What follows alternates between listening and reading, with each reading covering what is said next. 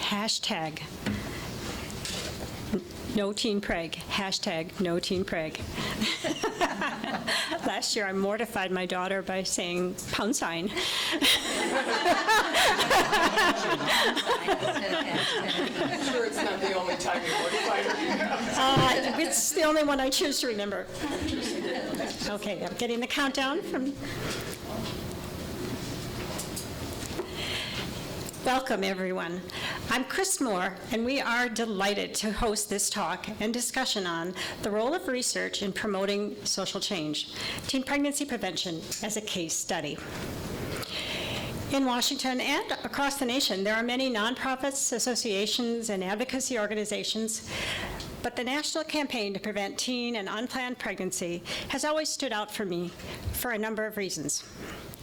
The importance of the work, of course, but their sensitivity to the deep and conflicting values that people hold on sex and contraception, their efforts to reach across geographic and societal boundaries, and the value they place on data, research, and evaluation to inform their work. I'm so pleased that Sara Brown, co-founder and CEO of the National Campaign, has agreed to share her story. Sara's recent retirement prompted widespread acclaim for her effective and tireless work. This made it an ideal time to ask Sara to reflect on how the campaign pursued its mission and how data, research, and evaluation were infused into their approach.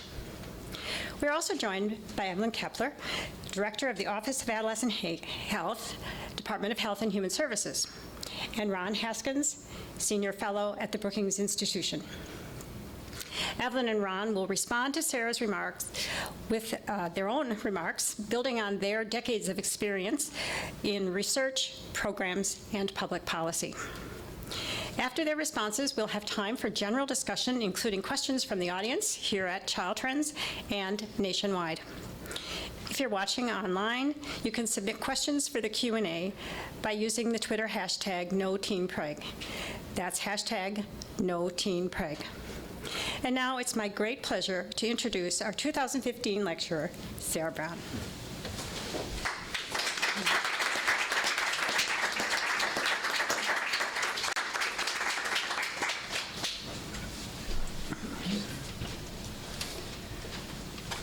Well, good afternoon, and welcome to all of you here, and of course to people being live streamed in. I'm not quite sure what that means, but it sounds very, very imposing. Kris Moore and I first became friends when I was still at the Institute of Medicine. My first and favorite early memory of her was that one afternoon I was having, of course, a lot of trouble with a complicated data problem when I suddenly had the brilliant idea of calling Kris and asking her to solve it. So I dialed her up, remembered dialing, and presented the task and asked her if she would take it on. Happily and characteristically, she agreed to do it. But then with my heart in my mouth, I had to add that I needed the results by the end of the week.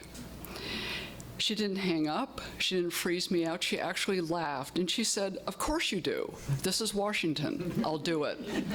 And she did, and it was perfect. Kris remains that way to this day, whip smart, strategic, and unfailingly helpful and kind. It's a rare combination anywhere, I think, but especially perhaps in our fair city. In addition, all of us who knew the national campaign in its early days will agree that one of the best decisions our nascent group ever made was to ask Kris to set up and then chair the campaign's first research task force. Under her leadership, the group got off to a truly research-based start, a hallmark attribute that I think made all the difference. Kris, I'm honored to present this year's Kristin Anderson Moore Lecture. Thank you so much for inviting me to do it.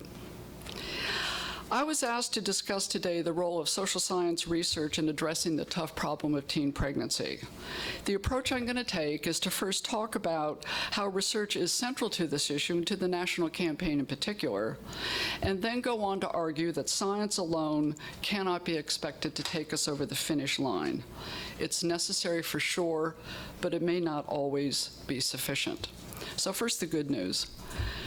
When setting up the campaign 2 decades ago, several founding board members, notably Belle Sawhill, Chris Moore, of course, and David Hamburg in particular, talked forcefully about the power of getting the facts straight.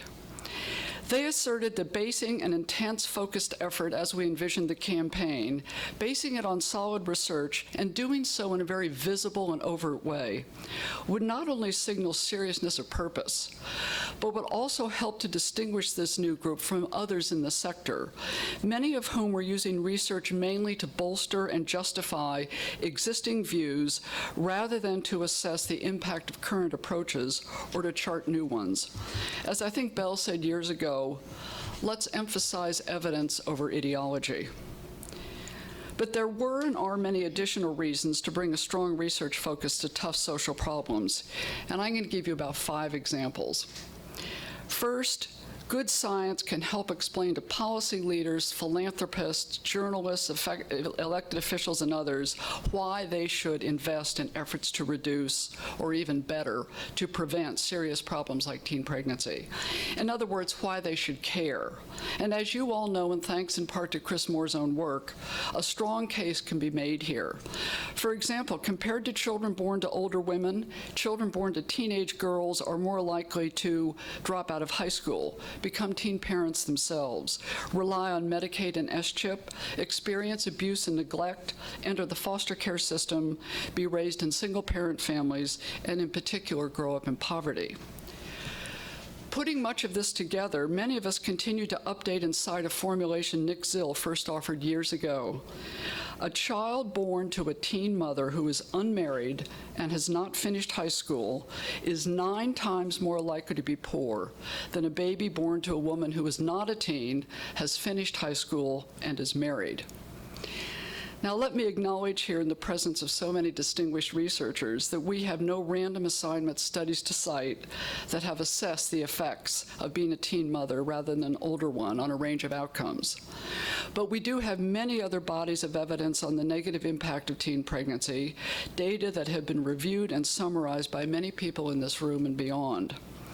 Now, interestingly, and somewhat on the side, I have found that the general public is often farther down the road than we are in assessing the risks.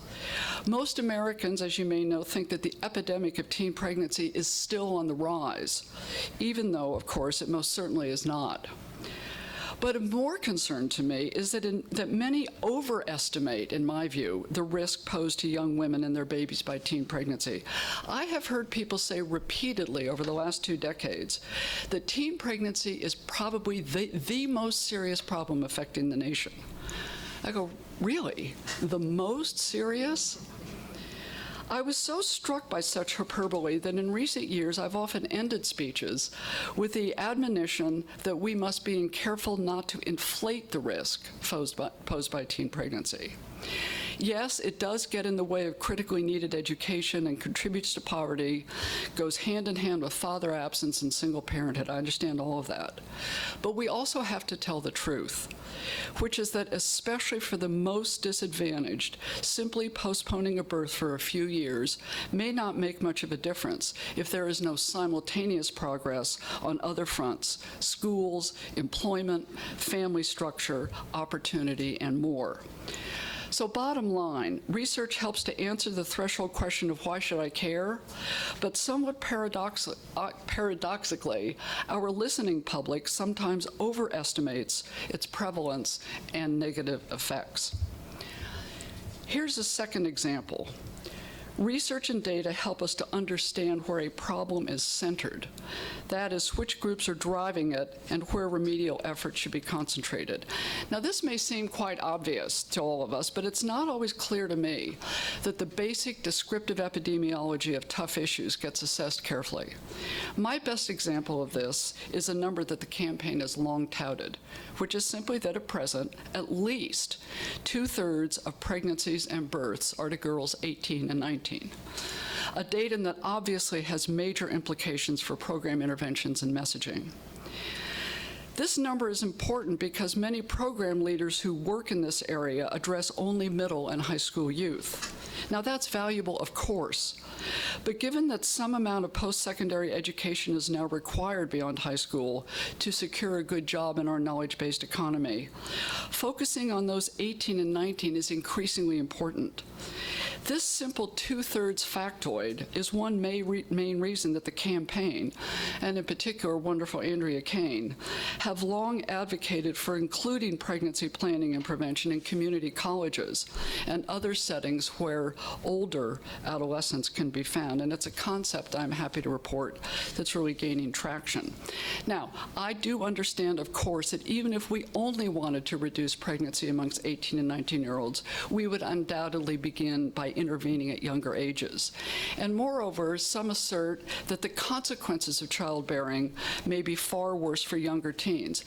But here's what I think the truth is. The exclusion of teens 18 and 19 in many prevention efforts rarely reflects a careful consideration of where teen pregnancy and childbearing are actually concentrated. I often say that when this topic is on the table, the image that I think people have in their minds is the 16-year-old girl or the 14-year-old girl. Example 3.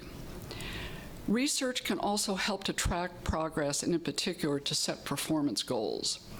Chris and I well remember, and still talk about it, an endless phone call we had over 20 years ago during a snowstorm. We were working from home long before that was cool, trying to come up with a clear, powerful teen pregnancy goal for the national campaign and for the nation. In typical fashion, Chris said, well, let's begin by looking at data from other countries as well as trends over time in the U.S. to see what those numbers suggest might be possible down the road here. Hours later, we came up with a goal. How about, we said, how about we challenge the nation to a 1/3 reduction in teen pregnancy over the next 10 years? It would be impossible for me to overstate the power of that goal. It led many states to set their own specific targets, and the press citations of it were almost endless. It was specific, it had a time frame, and was easily understood. It was fresh, and if I may say so, quite different from many social welfare initiatives whose leaders simply want things to get better, but rarely say by how much or by when. And also, by the way, the goal was met in less than 10 years, and the rate of decline is in fact accelerating. Teen births are now down about 60% since the early 1990s. Example 4. Research can help attach costs to an issue, which is a critical part of the reasons we can offer to increase interest in prevention. One of the most popular and widely used data sets compiled by the national campaign is its national and state level estimates of the public sector costs of teen childbearing. Although some feel it's wrong to cost out human life in childbearing and that doing so stigmatizes teen parents, I am more persuaded by the fact that in an era of tight budgets and endless demands on the public purse, being able to muster a cost-based argument for investing in prevention is essential. And I can assure you that especially at the state level, where often the requirement is to balance the budget, being able to present compelling numbers about the cost of teen childbearing has long been one of the most effective and strongest arguments available. Fifth and final example of the good news. Evaluation research in particular can help many sectors, funders, program leaders, and others too, decide which interventions to put in place and expand. In this spirit, one of the campaign's first steps was to do a thorough literature review of what was known about the impact of numerous programs that were alleged to reduce teen pregnancy. This seemed reasonable to all of us, especially given our commitment to being a research-based organization, but we soon learned that it was apparently controversial. Many in the field asserted that we already knew what to do, which was, by and large, to offer more sex education in schools. Although, as you all remember, there soon developed a large amount of controversy and argument about what the content of the curriculum should be. Interestingly, we were unable at the time to find a hard-nosed assessment of the evidence behind various approaches to reducing teen pregnancy. Soon, though, and through the tireless efforts of Doug Kirby, Chris Moore, and others, we produced a review of available data on program impact, whose main conclusion was that there were some leads, there were some hopeful signs for sure, but the title said it clearly: no easy answers. This apparently was heresy to some, but in fact, I think it cemented our claim of being research-based. The good news, by the way, is that the evidence available in this area is now much stronger. We now refer to emerging answers. And of course, both Evelyn Kapler and Ron Haskins, who'll speak in a minute, have done a great deal to encourage a stronger reliance on evidence, especially in guiding public expenditures. So that's the good news. Research and evidence can make a big difference, but under the heading of no good deed goes unpunished, there is, of course, a flip side. Research can help, but it rarely settles tough issues, particularly those that attract strong feelings. And what is more personal and emotional than pregnancy and childbearing, especially to adolescents? Isn't pregnancy invariably an intense phenomenon, almost no matter what? Almost no matter what the surrounding circumstances, it always leads to a lot of feeling and emotion. And there are any number of issues that can come into play, in fact, that usually come into play. Sex, of course, consent and intent, personal and family histories, faith and values, cultural context, and the long arc of family life, to name just a few. Every major religion speaks about family, the rearing of children, the role of sex in adult relationships, and more. And in all these many domains, mind you, there is no mention of research, confidence intervals, or tests of significance. Now, given all this, how can we be surprised when rational answers and analyses are often trumped by personal feelings and experience? I remember distinctly someone saying to me recently, "Well, Mrs. Brown," I know I'm in trouble when someone says Mrs. Brown. "Well, Mrs. Brown, your facts may be right, but I still disagree with you intensely." Somewhat related is that the impact of research can be constrained when there is a basic confusion about what we're even discussing, and when the controversies and emotion in our field impede reasonable conversation. I'm sure most of you have had an experience like this or something like it. We stand up or have a turn at the podium to talk about issues A and B.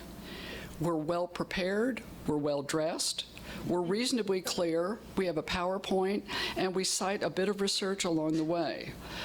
But as the afternoon gets going, we soon find that our audience is actually focused on issues C and D, and maybe even a bit of F and M.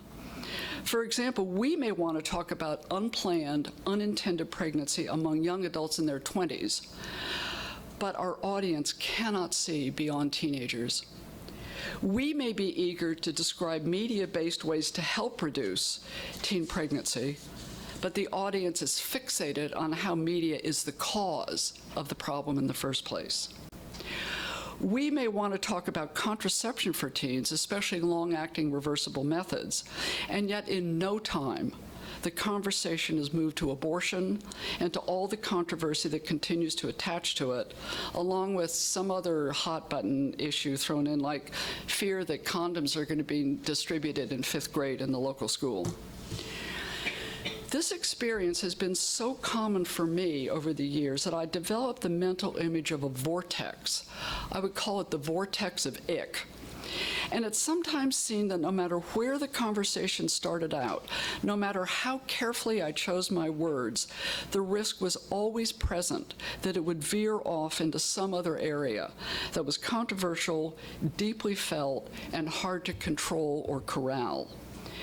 In other words, in this fraud area and in many settings, feelings and personal experience can run so high that not only is research not dispositive, but it may well be that we're not even talking about the same things at all.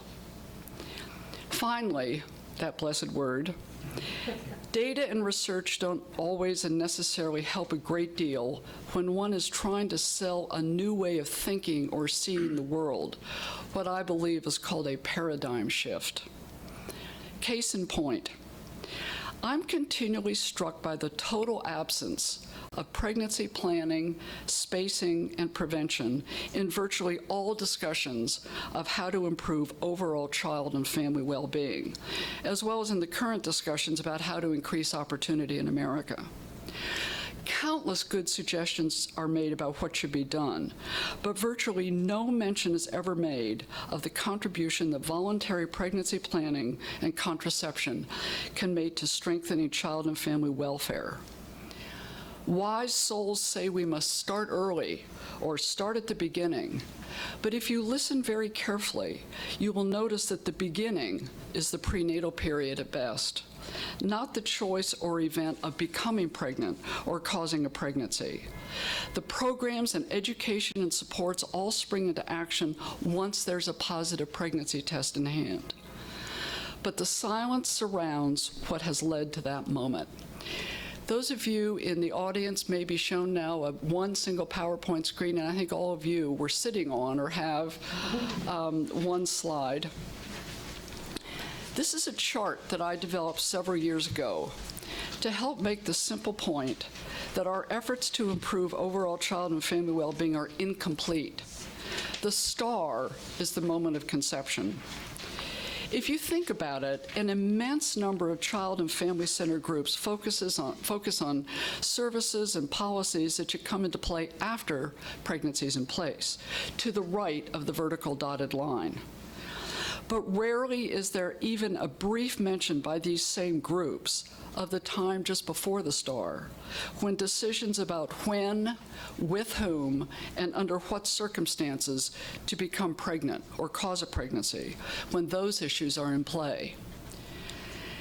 Is it because research is inadequate about the links here? I don't think so. Many international family planning initiatives have long been explained and justified as a means to reduce infant mortality, improve overall maternal and child health, increase women's education, and far more as well. Belle Sawhill's recent book, Generation Unbound, makes a strong evidence-based case for pregnancy and tenderness having a measurable effect on family structure and other key measures.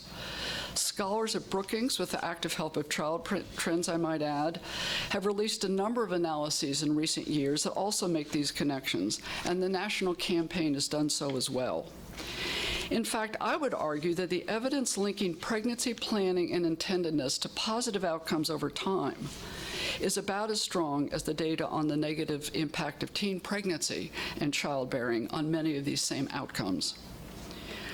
I think that the gap and omission are not because the research is weak or inconclusive, but rather a basic discomfort in talking about this sensitive and personal area of human life, and a legitimate fear that if we do encourage more open, respectful discussion in the child and family sector, more broadly too, of pregnancy planning and contraception, we will somehow get in trouble and find ourselves mired in controversies, abortion and sex among unmarried people in particular, that we neither welcome nor that advance the conversation.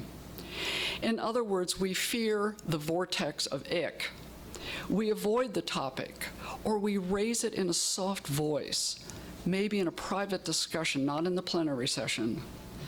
It's far less risky to talk about services for pregnant women or young children than to talk about helping sexually active people plan pregnancy and, if they wish, use contraception, even though decisions and actions at both stages have long-term significant effects.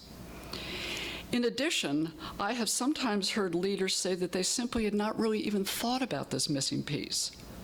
Once the issue's raised and the gap clearly laid out, and maybe my little chart has been shown, they may even say that they're almost embarrassed now to see the omission. That's hard to fathom, I know, but it shows that when things aren't raised openly or talked about enough, they sometimes fade into the background. They become invisible, gone, and forgotten. Until, of course, people like all of us choose to bring it up, again, in the context of child and family well-being. Whatever the reason or remedy, I urge all of us to think hard about this gap. There are many things this nation could and should do to improve the overall well-being of children and families. The list is long and important, but it's incomplete. Can we not add in pregnancy planning, spacing, timing, and prevention, including contraception? Not with a whisper or a lowered voice or downcast eyes, but with confidence, ease, and the firm knowledge that not only is research on our side, but so also are common sense and human experience. I meant to bring a t-shirt with me today that's part of the campaign's effort called Thanks Birth Control. It says on the front of it, healthy children, happy parents, stable families, thanks birth control. I think that summarizes this last point. And with that, and on time, let me close with my thanks again for being invited to give the Kristin Anderson Moore Lecture. It was an honor and a pleasure.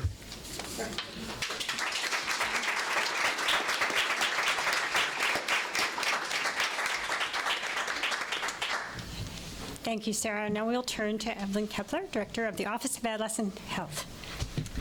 Well, first I want to thank Child Trends and Chris Moore and Carol for inviting me here to participate as a discussant.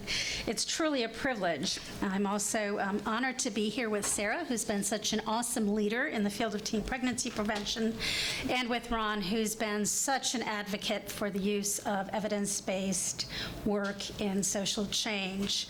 I join you here today to share some reflections as the Director of the Office of Adolescent Health. Some of you may be familiar with our mission, which is to help adolescents become healthy, productive adults using the best available science. And as part of that mission, we manage the first national evidence-based teen pregnancy prevention program. And hopefully I will stay within my 7 minutes. So I have 5 points I want to make before I may get the hook from John. And my 5 points in response to some of Sara's comments. The first is the importance of recognizing that we're part of a broader movement that's underway within the federal government, a broader movement to use evidence to inform programs and to utilize funding in programs that have demonstrated that they have effect. And I think Sara pointed to that when you were building the campaign, how your focus really was how do we use the best evidence available and research available to build this work upon. The second point I want to make is that the evidence-based approach that we're using in the teen pregnancy prevention program is among a series of major firsts for the field of teen pregnancy prevention. My third point is that using research to promote social change means we really have to be willing to commit to building, using, and learning from the evidence. And that sounds easy, but it's hard work. I think Sara talked about the hard-nosed assessment about the evidence, the hard-nosed assessment about what constitutes the evidence. Do we like the evidence? How do we use the evidence? And in using the evidence, are we willing to set aside what we thought we liked before, but science hasn't shown really is effective? That's a hard thing to do. I think that goes back to Sara's comment as well about a deep respect for using the evidence and the seriousness of our purpose in using it. My fourth point is the need to understand that evidence-based approaches operate in larger systems and in diverse communities. And then my final point, and I think this goes to Sara's point about conversations, is that while we often get into these situations of toxic controversies that may impede reasonable conversations, we have an obligation and a duty to educate others about the work we do and how we use science in the work we do. And so I would actually encourage all of us to really look at how we build the narrative. We create the narrative, we control the narrative, and we continue that narrative no matter what the obstacles are in terms of people trying to redirect the conversation. So I want to delve a little bit into each of those points in talking about the teen pregnancy prevention program being part of a broader movement throughout the government to build, use, and learn the evidence. It's also important to know that this is driving investments of limited federal dollars in how we fund programs and activities, and especially those that have shown to be effective and have outcomes on behavior. When the Teen Pregnancy Prevention Program was created back in 2010, it was one of 6 major evidence-based programs that this administration initiated. And it's a movement to shift resources to those programs and practices that are based in good evidence and data. And what we really want here is not just to use the data, but we want to use that science to know that we are having lasting results in the health and well-being of the young people we're working with, their families, and the communities that they live in. An essential feature to this evidence-based approach is the fact that it's tiered.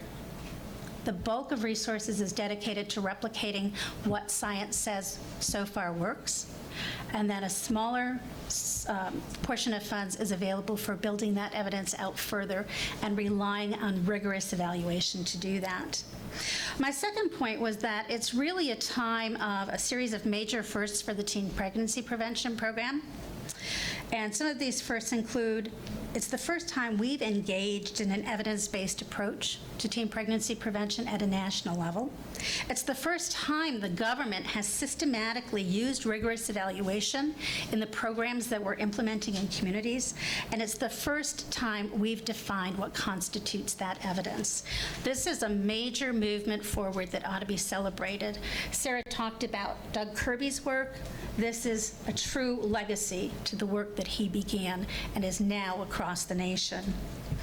We in the Teen Pregnancy Prevention Program just are ending our first cohort of projects from 2010 to 2015, and we think we've had a number of successes that will contribute significantly to the evidence base.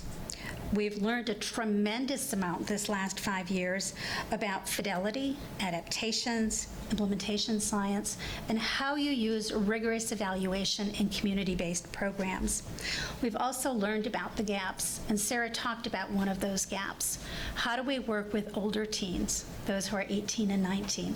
How do we work with those who have a second pregnancy to prevent a further pregnancy?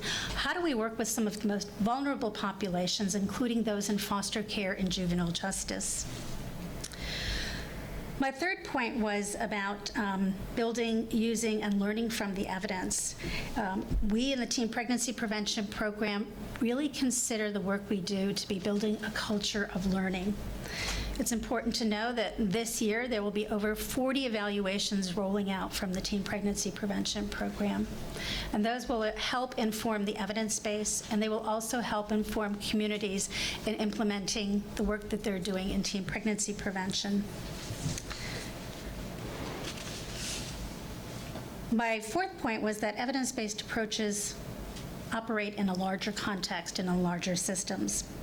We know that in order to have the biggest impact on youth, we really have to learn from the research and the evidence. We have to be willing to use that evidence base in the context of a community. In the second cohort of teen pregnancy prevention grants, you'll see that we've really redesigned and reframed our work in the context of using multiple evidence-based interventions across middle schools, high schools, and with vulnerable populations, looking at how do we also work with LGBT youth who are often excluded from this kind of work? How do we engage youth who have experienced trauma in their life? How do we make sure that there are safe and supportive environments for the young people we're working with?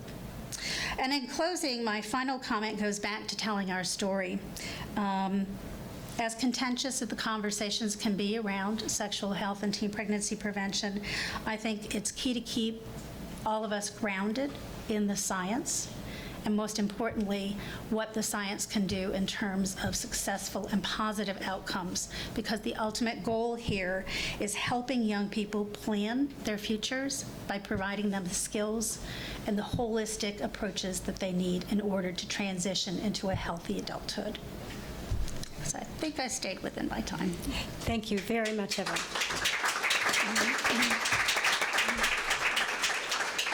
Now we turn to Ron Haskins, Senior Fellow at the Brookings Institution. Thank you. Well, something that's always bothered me about occasions like this is that you pretty much have to start out by saying what great people these are that are being honored. And Chris Moore is spectacular, and there's not even a word for Sara and so forth. And the same with Evelyn, who's doing, I think, an incredibly important job and doing it very well. So trust me that I really think all those things are true, and now I'm going to go on to my remarks. First, there's a really interesting evidence-based issue before us, which is teen pregnancy has declined so much it's almost unbelievable. If we didn't have good data, we wouldn't believe it. A decline every year except 2 since 1991, and a total decline of 60%. Name another public problem, especially for kids, that has shown that kind of success. It's amazing. I love to talk about it. I include it in lots of speeches and so forth. Why? This is what we want to do with all our public policies. We want problems to decline by 60%, good things to increase by 60%, and we don't. My argument is we don't have the foggiest idea why they went down. I mean, we can name a bunch of things that are undoubtedly pertinent. The first one that I would bring up, with Evelyn sitting here, because she might whack me if I didn't, is programs. Teen pregnancy prevention programs, I bet, played some role here. Well, how much? 10% of the decline? 50%? I don't think we have any idea. Not only that, I don't think we even know how to study that. So that's a big issue. And another issue that I always want to talk about, and I think it's super important, it's almost impossible to study, is something you might call the society-wide value-based attitude about whatever the problem is. And I think over the last 20 years, I'm thinking back speeches I heard various people make and points I heard people make, and including kids, is that we have a virtually total agreement that teen pregnancy is a bad idea. And because of the national campaign, we're getting the same impression about unplanned pregnancy is also a bad idea. But think about it. I mean, teachers believe that. Ministers believe that. Public figure, you ever hear a speech from a public figure about rah-rah for teen pregnancy? No, it never happens. Parents believe it. The wonderful surveys that you do show that 90% of parents think it's a big problem. They want to do something about it. And even the kids say it's a bad idea. Like 80 to 90% of the kids. So we have complete agreement in our society we ought to do something about this. Now, there's still a lot to fight about. We can fight about whether it ought to be abstinence education or use of various devices. So there are a lot of things we can argue about. But I think that's an important factor. But try to figure out a way to study that. How can we figure out how much that has contributed to the decline in teen pregnancy, and how could we replicate that unanimity of opinion in other areas where I think it at least latent, it exists. So that's another issue that we ought to think about. And then we should spell out in detail how each of these various factors, I mean, think of all the things I haven't mentioned, TV and music, churches, parents, so forth. What role do they play, and how important is that, and how can we make sure that that aligns with the public policy goals that we want to have? So if you're thinking about really attacking a national problem, just studies of programs, as crucial as they are, and I completely endorse them. I wrote a book about it. I'm going to write another book about it. I think we're at a crucial moment. I completely agree with what Evelyn said, but it goes way beyond programs, and we need to understand those things too. We need to focus on them and learn how to make them contribute. Now let me turn to what we're going to learn and what we should learn from the evidence-based programs. I agree, it's a crucial moment, and not only that, it's in a way unfortunate, but we have lots of evaluations coming out, not just in teen pregnancy, but we have an evaluation to die for on home visiting. That and the evaluations of teen pregnancy, I think, are the two most complete and spectacular evaluations of social programs we've ever had in the United States. So those are all coming out at the same time starting this year. I know you're going to be getting data within the next 6 months that will tell us a lot about teen pregnancy. But think about this. I'm going to use example of the PrEP program, which is none of your jurisdictions. That's why I chose it. So the PrEP program is very much like teen pregnancy prevention, all right? Passed at the same time. I would say that it was an example of the way Congress operates. If the Republicans and Democrats don't agree, give everybody what they want if we got the money, and that's what they did in this case. They struck a deal late at night in a finance committee, and we wound up with PrEP and the teen pregnancy prevention program. So PrEP is in 44 states, 306 providers, 1,350 implementation sites. How do we study that? Now, we made a good, this is the first time we've tried to do it, I think, with both teen pregnancy prevention and with home visiting, and it's a mixture of things in both cases, and in PrEP too, I assume. So we're going to learn a lot about how to do it, but this is a very big question. If we want to have national impacts, we need to learn to take advantage of the evaluations in all the places, or at least some way to measure what goes on in more than just a couple of places. In PrEP, for example, there are going to be 4 random assignment experiments.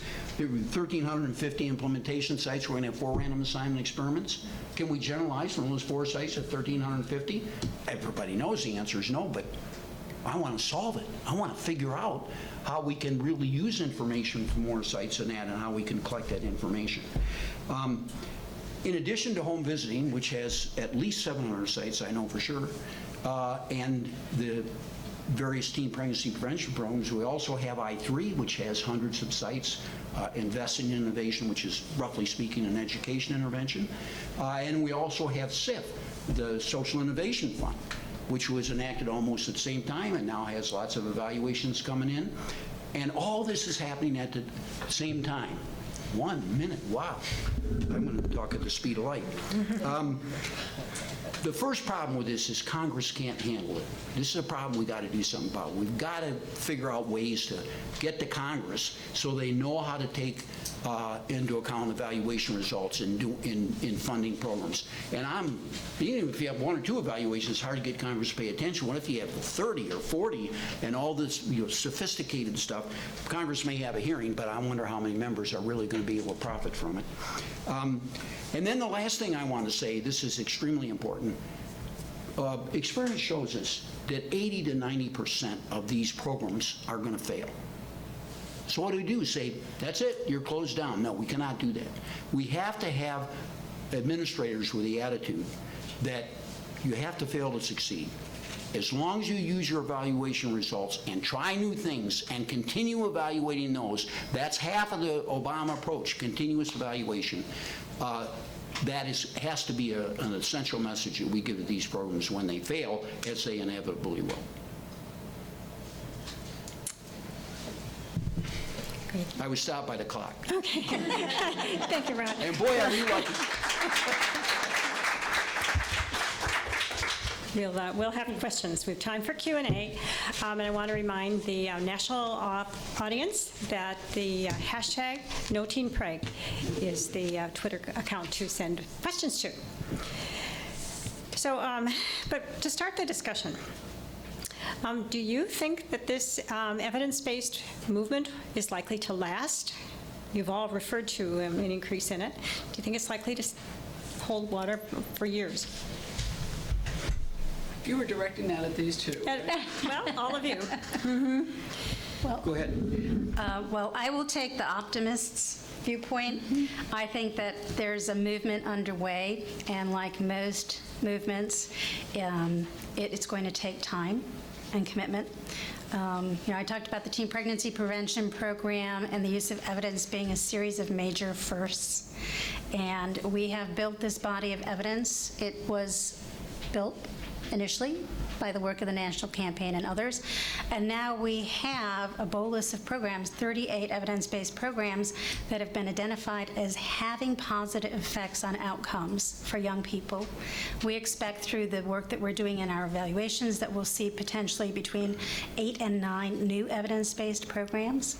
There is, of course, some questions about the depth of the evidence and the need to continue the evaluation work. I think the central question is, if we're not using science and evaluation to continuously inform our work, what are we going to use as the basis for making our goals and doing our work? Okay, I'm going to be optimistic, too. Good. But I still have some real reservations. First of all, the Obama initiatives, there are 6 of them. You could count up to 8 maybe, but 6 that I studied. And they are, it's an amazing thing that they all got through Congress and they're all at various stages of implementation. We've never seen anything like this before. They emphasize 2 things. Number one, that you have to spend federal dollars on evidence-based programs. That's never happened before. It seems like such a logical thing, but we never did it before. And the second thing is you have to evaluate the programs like mad. And you even have to set aside money. You have to use random assignment and so forth. So if this approach of evidence-based can work, some of the programs at least, including some years, are going to show that we can improve outcomes by following evidence-based policy. That's a good thing. Then there are all kinds of other organizations and movements, I would even call them, that have arisen in the last 5 to 10 years that are solidly based on evidence. Results first. That Pew and MacArthur are funding is amazing. They're working with the states to implement an evidence-based approach. So far, 19 states, including North Carolina. I'm involved in some stuff in North Carolina, and I would never have predicted that North Carolina would ever do anything like this. So there's a good chance it'll happen at the state level. Foundations, many foundations are putting up big bucks, Arnold especially, but many others, Gates, I mentioned Pew and MacArthur and many others. Then the administration, in addition to the programs I just described, they set up this new behavioral unit within the White House. And they just published a report last year. I urge you to read the report. They did 17 random assignment experiments on huge questions like, how can we get federal employees in the Department of Agriculture to do 2-sided copying? And guess what? They were immensely successful, and they saved a lot of money doing it. So that kind of approach is also very good and has great benefit cost figures. And then finally, there's a lot of lobbyists in town who really believe in evidence-based policy. Results for America is a great example of this. So I think there's a fairly good chance that this could actually catch on and hold. My greatest fear, that Republicans resent Obama so much that they're going to cut the spending on the Obama evidence-based initiatives. They've already killed, maybe, we won't know for a couple weeks, but or 9 days, I guess, the teen pregnancy prevention program. The House completely killed it, not only the money, but the language even. And they've also done the same thing with I-3 and so forth. Now, the compromises are being made. I don't know what the outcome is going to be, but they're going to start falling, and that really concerns me. And Sarah, did you want to? Well, I was going to make a couple of the points Ron did, which is that even whatever the federal government may say, there's a large movement, particularly in the philanthropic sector, to ask for results. And I think that some of these foundations are enormously influential in setting the tone in their own state governments, in graduate schools, universities, and so forth. So I think it's unlikely that we would ever go back 20 years, sort of, that the program leaders believe in it, that's enough for us. I want to comment, though, on something Ron said in his remarks, which is back to this sort of use of research in this field.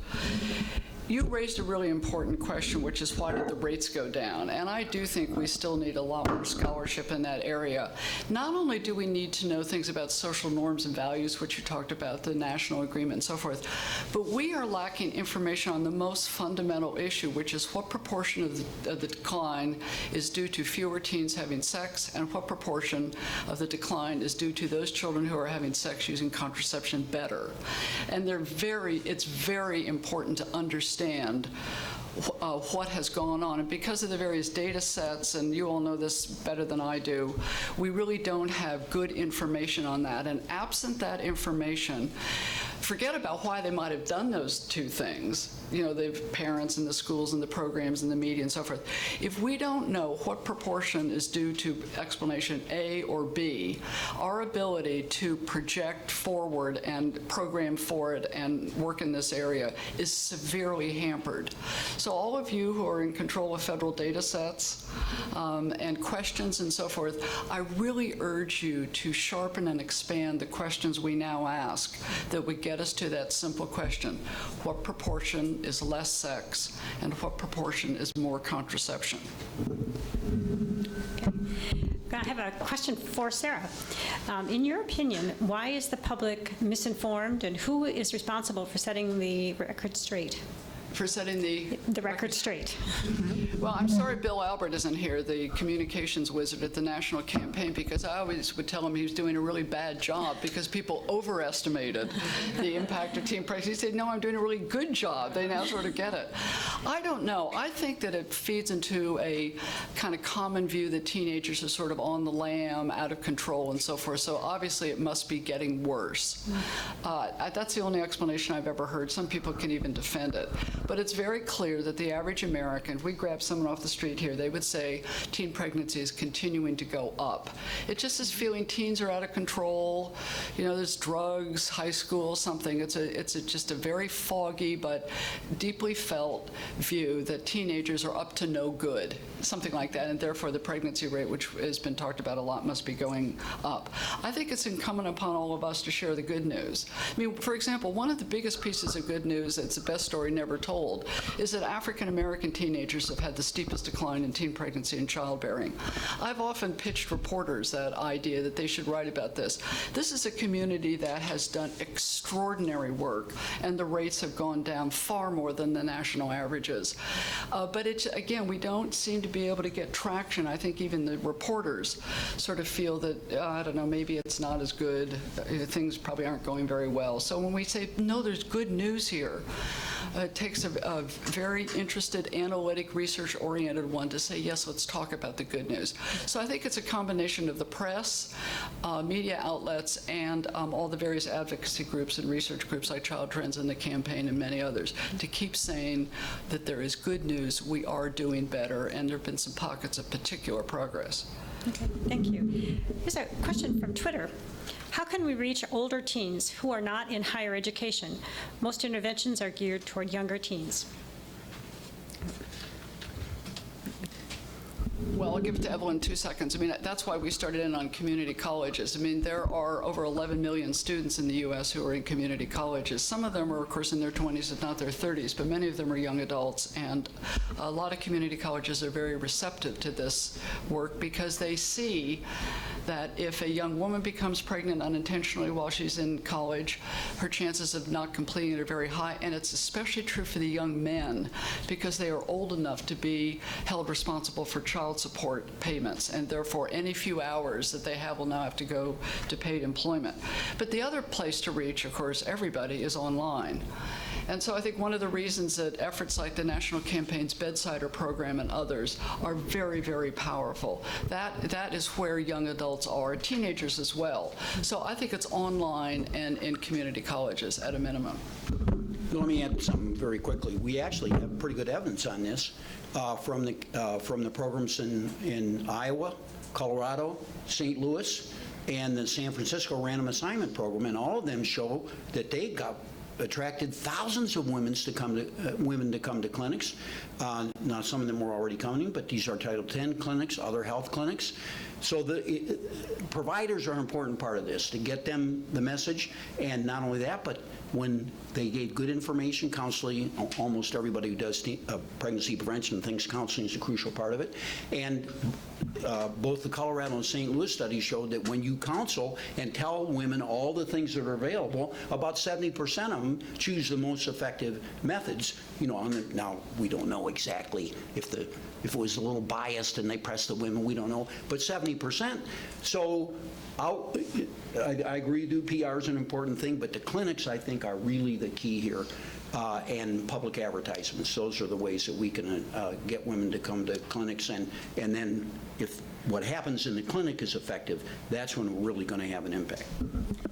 And I would just add, when we're talking about 18 and 19-year-olds, we're talking about a different population than those who are 16 and 17. They're considered adults. So the way in which we reach them and the messages are different, and the settings.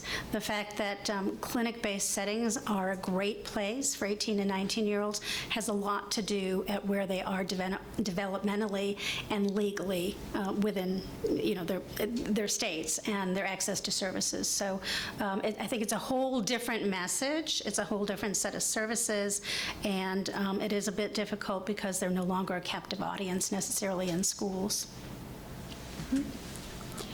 So, another question. In a nation with polarized views on so many topics, do you think research and evaluation can or does provide common ground? I will talk from the perspective of the Teen Pregnancy Prevention Program, and I think one of the advantages of using evidence-based teen pregnancy prevention programs is that there is such diversity in the evidence base, and there is enough for a different community to pick a program that will fit within its own community values and fit the population that they're looking to serve. With 38 evidence-based programs right now, there's a range, and communities can select what works best for them. And part of what I was talking about earlier, too, was that it's not just an evidence-based program in isolation. It's in the context of the community. It's wrapped with referrals and linkages to health care. It's ensuring that it's a safe and supportive environment for those young people. It's engaging those who are often excluded. And so it's also done in multiple times during an adolescent's development, middle school, high school, after school, in a vulnerable population setting as well. So I think there's lots of ways in which the evidence-based programs can help with communities in that way. Here's a reasonable way to think about this issue. We live in a democracy, and if you spend any time on the Hill and watch the way that sausage is actually made, there are so many factors that influence what goes on the Hill, and no one could ever control all of them. Our goal should be, my goal, personal goal is, I'll just speak for myself, is to expand the influence of evidence. We want a bigger seat at the table. We don't want to dominate the table. We want democracy to prevail, but we want to expand the role of evidence, and the single best way to do it is to show that programs can work better if they're based on evidence, and most of all, to show policymakers they can save money if they invest in programs that are evidence-based. Yeah, the money point is really, really important. One of the reasons that I wanted to talk about how unfortunate I think it is that pregnancy planning, prevention, contraception, all this stuff is absent from the child and family well-being agenda, is that I think that is one way to increase the common ground. If the number of groups and the sort of squeaky cleanness and the mother and apple pie-ness of child well-being and little babies and prenatal care and yum, yum, yum, yum, yum, if we can somehow get in there that there's another part of it, which is planning and spacing and attending pregnancy, and then we can talk about the prenatal care and the apple pie and the kindergarten and home visiting and, you know, early intervention and Head Start and all that stuff. I think that's the proper place for a lot of these issues, not the only place, but it's a proper place, and I think it also provides a context that is less controversial and tends to bring in more people and expand common ground. If the only time that preventing, planning, pregnancy, contraception, and so forth is as a wholly separate issue, separate groups, you know, in another part of town, it is going to remain vulnerable. I used to tell the story about visiting a small Midwestern city, which shall remain nameless, and they had just built their new health department. And I was taken on a tour of it, and it was wonderful. And we had it was one of the few remaining ones that provides direct services. We had pediatrics, and we had communicable diseases, and we had water, this, and so forth. That I just said at one point, very in a small voice, "Where's the family planning clinic?" Because I happened to know that they used to have a very good one. In fact, that was not even in the building. It wasn't in the building. It was relocated 3 blocks away near, I don't know, Acme Tire and Glass or something. It was a separate building. And I thought, that's it. That's the vulnerability. Rather than saying, you know, we've got TB, we've got pediatrics, we've got surveillance, health education, family planning, and they all work together at different life stages, and they're just part of the human experience. That is what I think we need to bring this in out of the cold into the sector where in many parts of the world, particularly Western Europe, it's properly lodged. It's not a separate, vulnerable, separately financed and discussed problem or opportunity. Okay, with 2 minutes left, I want to give Sara a minute to talk about intendedness. You talked a lot about the importance of intendedness. Can we measure it? It's not like age. Can we measure it? Yeah, one of the beauties of teen pregnancy is that if there's a teen in the person's age, you know it's a teen pregnancy, 13, 19. Whereas when you talk about intendedness, the first question is, well, what does that mean? I think one of the biggest problems we have back to federal data sets is that essentially we say it's either intended or unintended, when in fact we know that it's a continuum. Feelings change, and there was a paper delivered at PAA a number of years ago that said that if you are able to ask the male partners, there's dissonance between the report on intentional status in over 25% of the cases. So even the partners can't agree all the time on what intent was. So I do think we need more nuanced measure, one that allows for complexity, ambivalence, and it's sort of, I actually don't even know what I was thinking at the time.